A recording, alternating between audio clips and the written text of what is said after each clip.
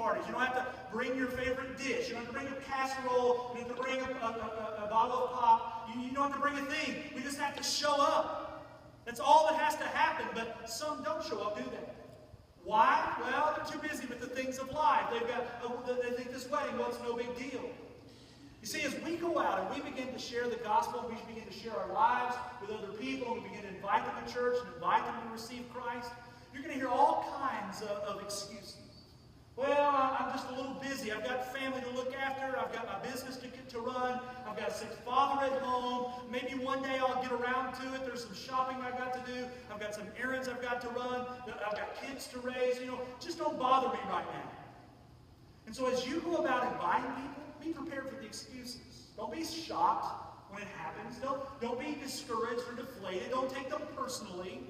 Don't see it as an attack against you, because some people just simply reject the invitation. Maybe it's because they're not quite ready, and one day they will, but don't let that stop you. Remember that sometimes when Jesus extended invitations, they rejected Jesus. We're talking about the God of the universe here. I mean, was there anybody on earth that could have shared the gospel and offered an invitation any better than Jesus? Of course not. And yet even he had people that rejected the invitation. So don't be surprised, don't be offended, don't be hurt when it happens to you. Just understand that you're now identifying with Christ. But I will let you know you need to be prepared for even more negative kind of responses than just have somebody have an excuse as to why they don't. Because those giving out invitations in the story, they really saw the negative potential.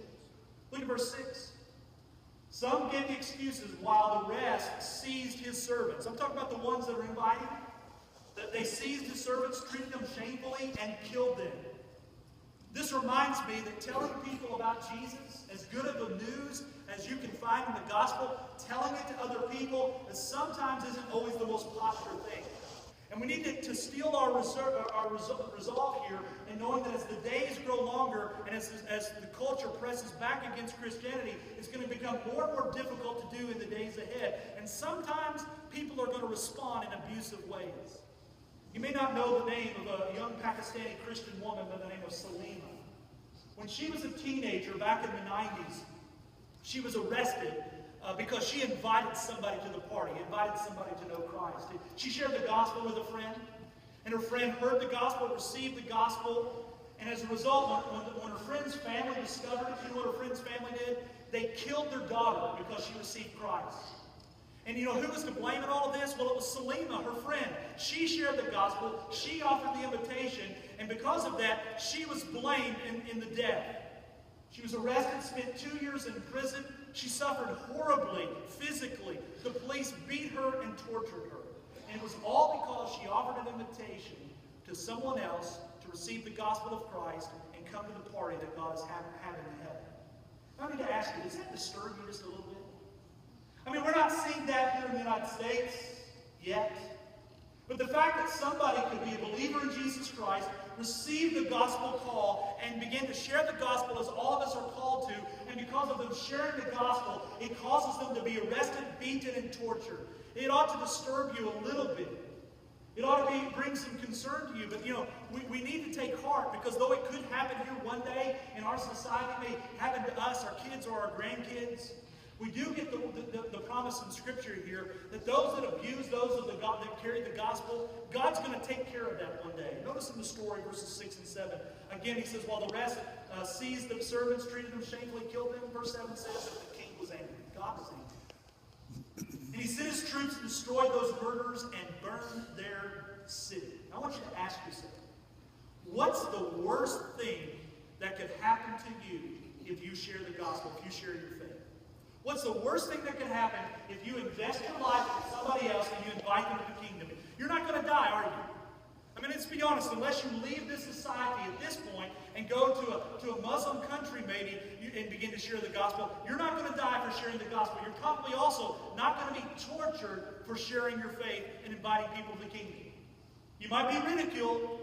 Maybe 10 or 15 years ago I wouldn't have said that, but it's highly likely at some point along the way, if you tell somebody about Jesus or even invite them to church, you may have somebody that ridicules you a little bit, but more than likely they're just going to say thanks, but no thanks. But we need to be reminded of Jesus' words of encouragement. Yes, we're going to experience some pushback from time to time. And Jesus said this in the Sermon on the Mount. He said, "Blessed are you when others revile you and persecute you." In other words, when we invite somebody to the kingdom and somebody presses back and maybe he gets a little mouthy with us, Jesus says you're blessed. Blessed are you when others revile you and persecute you and utter all kinds of evil against you falsely on my account. Rejoice and be glad, for your reward is great in heaven, and for so they persecuted the prophets who were before you. So when we invite people to the party, we're going to often receive and experience rejection to that invitation. They may even reject you particularly, not just the invite, but you. But guess what? Some will actually say, okay, yes, I'll come to church with you. Or, okay, I want to hear more about this Jesus that you're living for. Look at verse 8, 9, and 10. Then he said to his servants, "The wedding feast is ready, but those who were invited were not worthy. Go therefore to the main roads and invite to the wedding feast as many as you find." And those servants went out into the roads and gathered all whom they found, both bad and good. So the wedding hall was filled with guests. So who was invited to this party? Well, everybody. And not just some, everyone. In fact, verse 9 says to invite as many as you find. And notice in verse 10, the types, the kinds of people that are invited. They were both bad and good. It's not just the ones that they thought might receive the invitation well, the good people, but even those that might not seem to be fit to receive it. Both bad and good. Everyone was invited. It didn't matter who you were. They shared it with everyone.